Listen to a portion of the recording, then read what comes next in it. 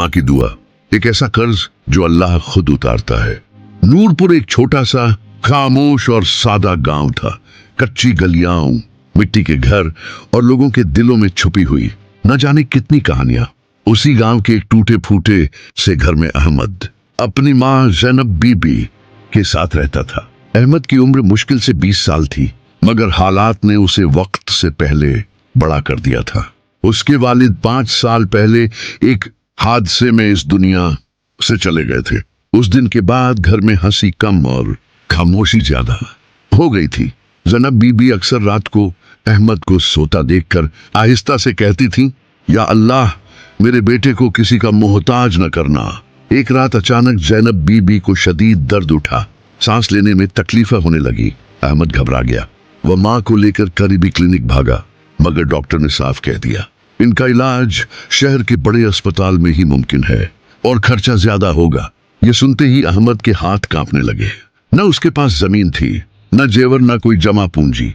उसी रात वह मस्जिद गया, पहली सफ में बैठकर रो रो कर दुआ की, है अल्लाह, अगर यह आजमाइश है तो मुझे सब्र दे, और अगर कोई रास्ता है तो मुझे दिखा दे।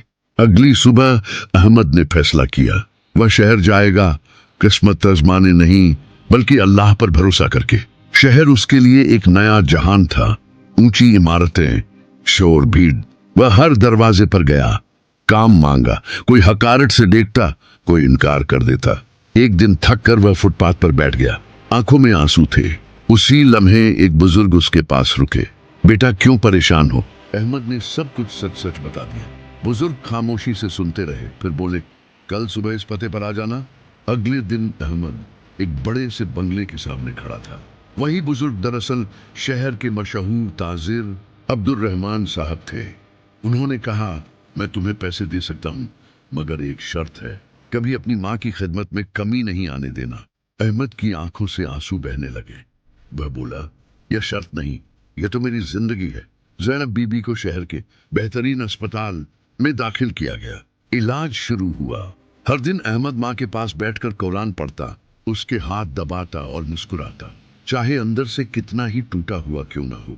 कुछ हफ्तों बाद डॉक्टर ने कहा, यह अल्लाह का करम है, अब खतरा टल गया है। अहमद सजदे में गिर पड़ा। छुट्टी के दिन अब्दुल रहमान साहब ने अहमद को एक लिफाफा दिया।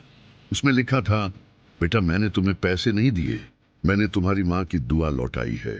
याद रखना, जो माँ बाप का सहारा बनता है, अल्लाह उसका सहारा बन जाता है। अहमद गांव लौट आया। माँ सेहतमंद थी, घर में रोशनी थी। उसने छोटा सा काम शुरू किया, ईमानदारी से। आज नूरपुर में अगर किसी को मदद चाहिए होती है तो लोग कहते हैं, अहमद को बुला लो, ये माँ की दुआ वाला लड़का है।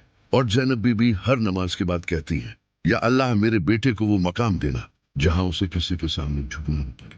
सिवाय तेरे, माँ बाप की खिदमत कभी जाया नहीं जाती। अल्लाह रास्ते वहां से खोलता है जहां अकल बंद हो जाती। नियत सच्ची हो तो मदद खुद चलकर आती है।